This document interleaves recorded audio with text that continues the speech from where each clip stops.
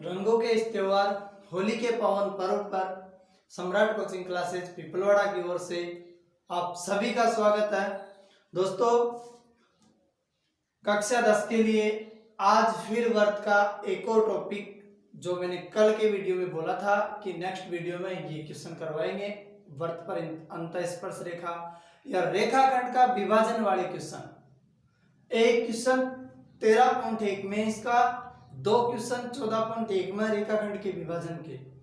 आज इस विभाजन का डर खत्म कर दो और आपके सामने पहला क्वेश्चन। एक वर्त एक चतुर्भुज को 3:1 में अंतःस्पर्श करता है। दोस्तों, इस प्रकार से एक वर्त है और ये वर्त एक चतुर्भुज को अंतःस्पर्श करता है, मतलब वर्त अंदर की तरफ इस कदर स्पर्श करता है।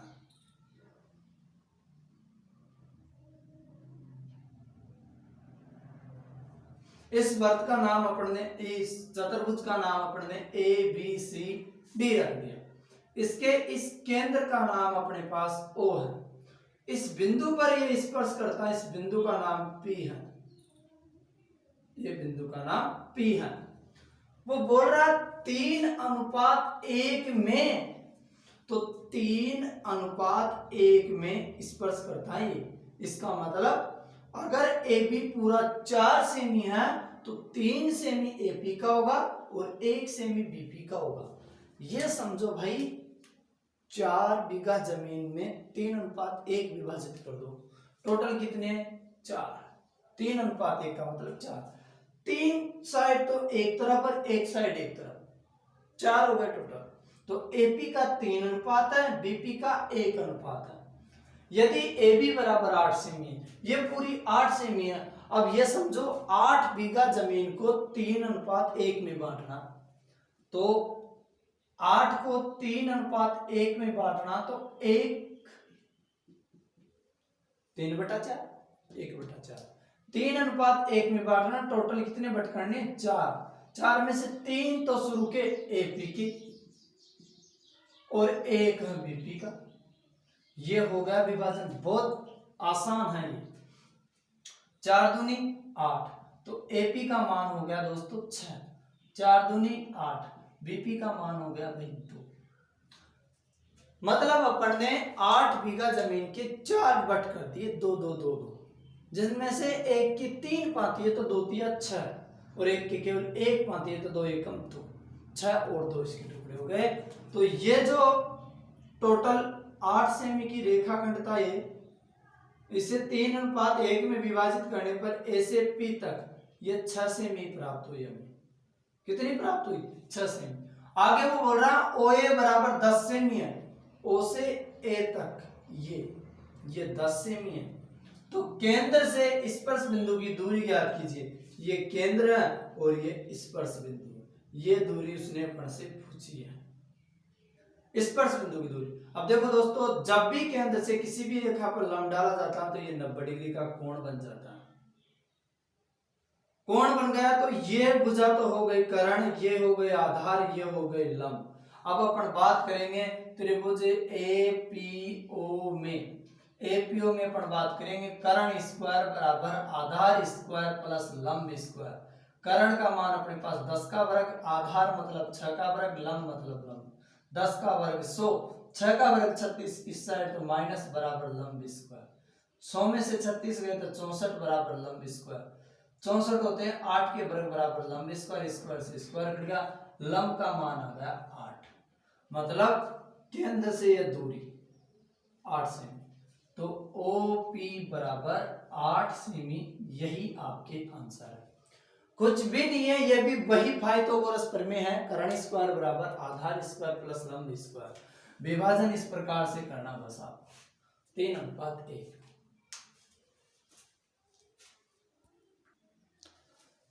पाइथागोरस प्रमेय में से कोई भी ऐसा मुश्किल क्वेश्चन नहीं है जिसे आप हल नहीं कर सके। देखो, बहुत आसान क्वेश्चन है इसमें। जैसे यहां से उसने APO को उठा लिया, ये समकोण हो गया कर्ण आधार लंब, तो भाई वही कर्ण आधार लंब लगाया। और एक बात और बताऊं दोस्तों, कभी भी आपके सामने आ जाए ये संख्या 3 4 5, करण आधार लंब, ओ सॉरी, आधार लंब करण 7 24 25 5 12 13, ये जोड़े होते हैं फिक्स।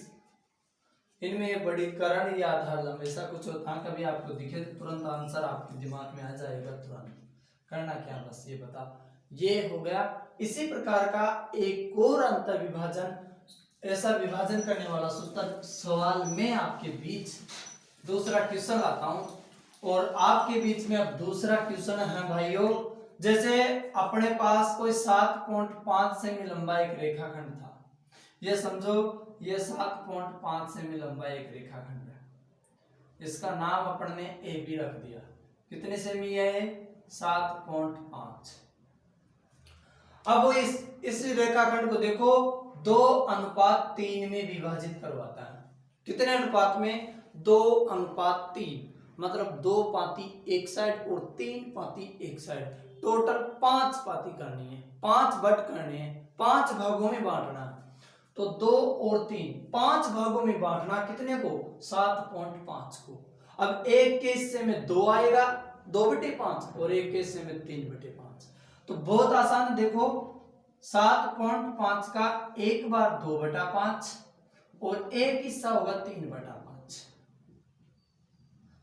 टोटल 5 है, 2/5 3/5, 5 से 75 15 बार, और 15 दूना 30, मतलब 103 सेमी। 5 से 75 15 बार, और 15 3 45, मतलब 4.5। अब 3 और 4.5 हो गए 7.5। तो यहां से अपने को इस प्रकार बांट देना। 3 सेमी का पहला टुकड़ा, तो यहां से 3 सेमी का ये पहला टुकड़ा हो गया, इसका नाम रख लो पी। तो ये तो हो गया 3 और ये हो जाएगा 4.5, बढ़ गए। एक और बात बताता हूं, ये 2:3 है ना, तो यहां से 60 डिग्री का कोण बनाते हुए 5 सेमी की रेखा खींच दो, 2:3। अब 5 बिंदु यहां पर रख दो, A1 A2 A3 A4 A5, अब 2:3 है, तो इस A2 को P से मिला दो और अंतिम को अंतिम से मिला दो। 2 अनुपात था इसलिए A2 को मिलाया। अगर यही होता 4:1 जैसे, तो 4 को इससे मिलाते। यही होता 1:4 तो A1 को मिलाते। तो जैसा अनुपात 2:3 2 से मिला दिया, ये कंप्लीट हो गया। ये 14.1 के शुरू के दोनों क्वेश्चन इसी प्रकार के होते हैं। विभाजन करना कोई मुश्किल नहीं है, देखो जैसा मैं बोलता हूं वो करो। जैसे एक सवाल है कक्षा 10 में, पहला सवाल है वो 14.1 का, और वो ये क्वेश्चन ये है 6.7 सेमी का रेखाखंड है, उसे 2:3 में विभाजित करना। तो भाई एक पहला तो 2/5 और दूसरा हो जाएगा 3/5, इसमें कोई मुश्किल काम नहीं है। और वैसे भी ख्वाहिशों का कहते हो मुझे हकीकत सजा देती है, आसान चीजों का शौक नहीं मुझे मुश्किलें मजा देती है। हाँ, मुझे मुश्किलें मजा देती है। ठीक है, अब आप इसे देखो, 5 से इसे काट दो, 5 एकम 5, 1 बचा 5 3 15, 5 होगा 20, लगभग इतनी बार 1.3, लगभग 1.3। 5 से इसे काट दो, तो देखो 13 दूना 26, 26 के आगे भी कुछ आएगा भाई, और 13 3 49, 49 के आगे भी कुछ आएगा। तो इसे लगभग हम 2.7 के समान समझ सकते हैं, और इसे लगभग अपन 4 समझ सकते हैं। तो 4 और 2 6.7, बस ये रेखाखंड, इसका नाम ए भी रख देते। 6:7 में था ये, 6.7 सेमी लंबा एक रेखाखंड है, 2:3 में विभाजित किया। 2:3 का मतलब 2/5 है, 3/5, 2:3 किया तो लगभग 2.7। तो यहां से 2.7 तक माप लेते, यहां तक ये हो गया 2.7, ये शेष रही है 4 सेमी, यहां से 5 सेमी की खींचने, 1 2 3 4 5, 2 को इससे मिला दो, इसको यहां से, इसे कहते हैं A1 A2 A3 A4 A5, A2 को मिला दिया, अंतिम को मिला दिया। तो सर्वप्रथम हमने 6.7 सेमी लंबा एक रेखाखंड खींचा जिसका नाम ए बी रखा। फिर ए बी रेखाखंड को 2:3 में विभाजित किया, जहां AP बराबर 2.7 सेमी तथा BP बराबर 4 सेमी प्राप्त हुई। ए बिंदु से 5 सेमी एक लंबा रेखाखंड 60 डिग्री का कोण बनाते हुए खींचा। A2 को P से मिलाया, A5 को B से मिलाया। हो गया काम। रचना तो करवाता नहीं है वैसे भी इन प्रकार के क्वेश्चनों में, केवल विभाजन करवाता है, तो विभाजन आप इस प्रकार से करना। अब सीधे मैं आपको जीवा वाले क्वेश्चनों पर लेकर चलता हूं। जीवा वाले भी 1-2 क्वेश्चन है, काफी इंपॉर्टेंट क्वेश्चन है, बड़े क्वेश्चन है, उन क्वेश्चनों से अवगत कराता हूं मैं आपको आज।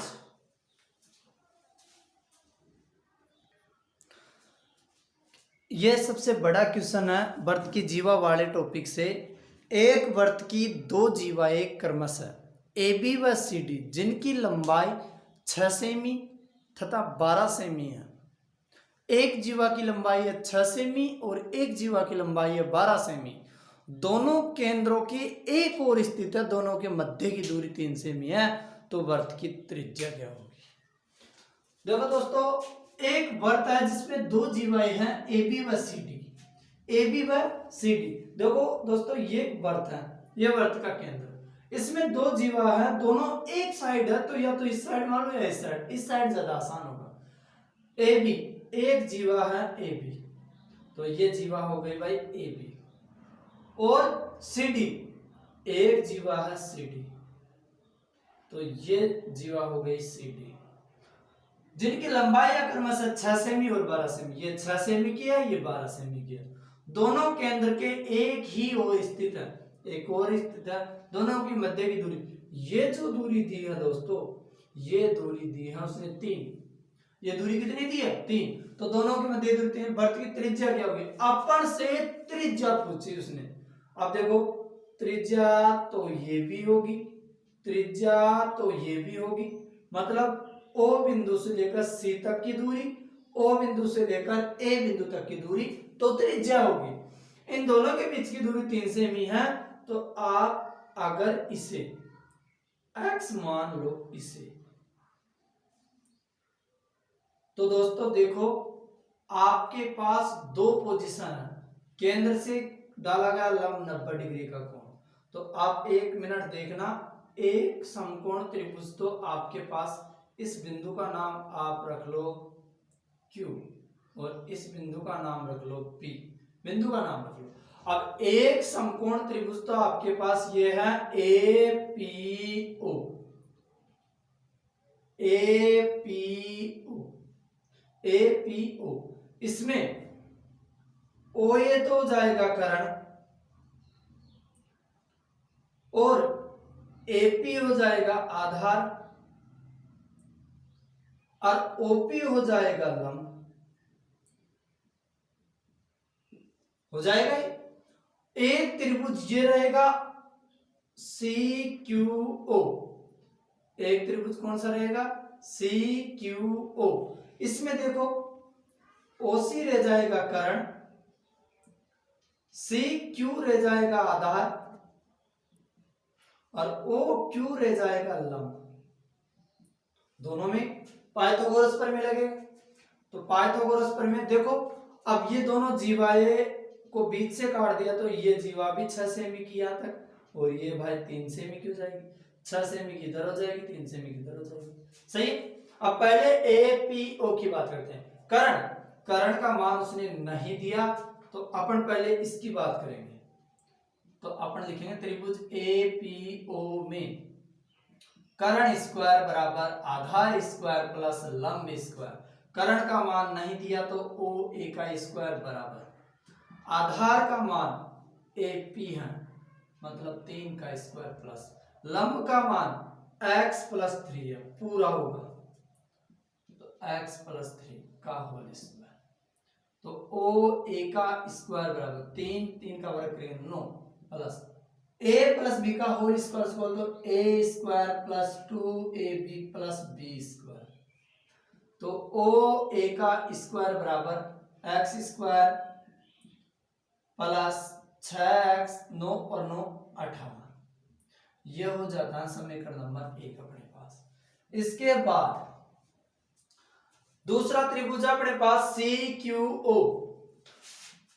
CQO में अपन CQO ये कर्ण, ये आधार, ये लंब, तो कर्ण स्क्वायर बराबर आधार स्क्वायर प्लस लंब स्क्वायर।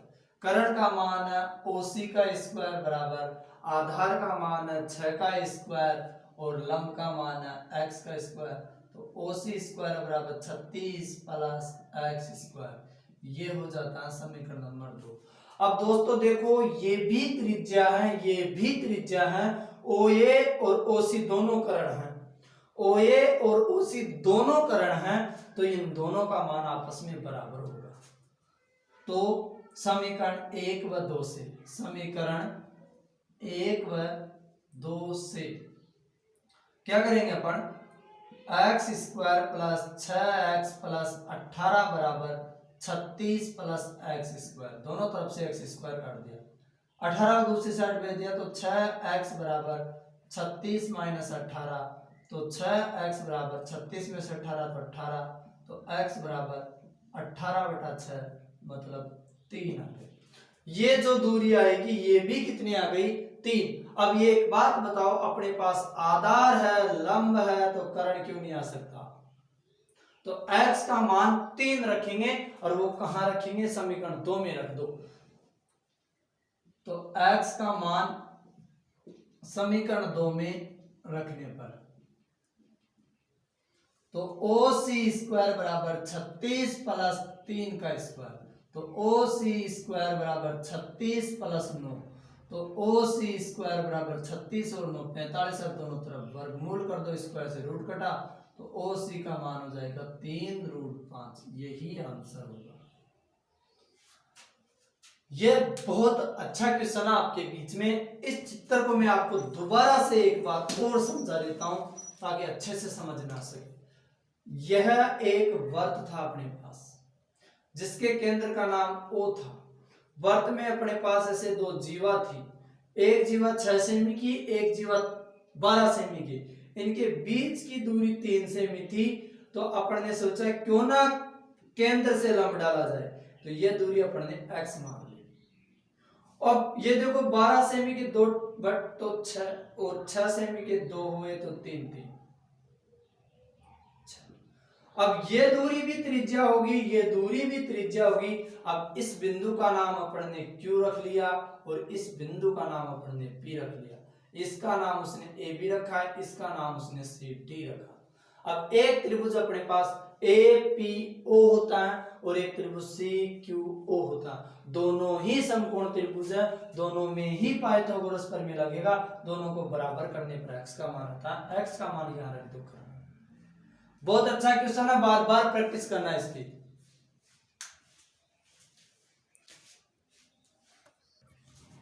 ठीक है दोस्तों, आपके बीच में मैं फिर से ताजा कराना चाहता हूं। वर्त पर अपने से स्पर्श रेखा पूछेगा, जीवा पूछेगा, छेदन या व्यास के बारे में ऐसे पूछेगा। वर्त को किसी एक बिंदु से होकर गुजरने वाली रेखा स्पर्श रेखा कहलाती है। जैसे ये एक चित्र है, इसमें यहाँ पर एक बिंदु है, इससे गुजरने वाली जो रेखा होगी वो स्पर्श रेखा होगी। वर्त को किन्हीं 2 भागों में बांटकर जाने वाली रेखा वर्त को 2 भागों में बांटती है, वो जीवा होती है और वो जीवा क्या होती है, व्यास होती है। वर्त को 2 समान भागों में बांटती है, वो व्यास होती है, और वर्त को 2 भागों में बांटती है, वो जीवा होती है। जीवा व्यास हो सकती है, सही है। तो जो वर्त को 2 समान भागों में बांटती है वह तो होती है, वह जीवा होती है व्यास। और जीवा की परिभाषा तो अपन यूं कहेंगे, वर्त को 2 भागों में बांटने वाली रेखा। एक होती है छेदन रेखा, तो वर्त को 2 बिंदुओं का प्रतिच्छेद करके गुजर जाए, ये छेदन रेखा। ठीक है, एक वर्त पर एक बिंदु से एक स्पर्श रेखा खींची जा सकती है, उसी प्रकार एक वर्त में अनंत स्पर्श रेखा हो सकती है, और एक वर्त में 2 समांतर स्पर्श रेखा हो सकती है, एक इधर से एक इधर से, या एक ऊपर से एक नीचे से। यहां से एक क्वेश्चन जरूर आता है।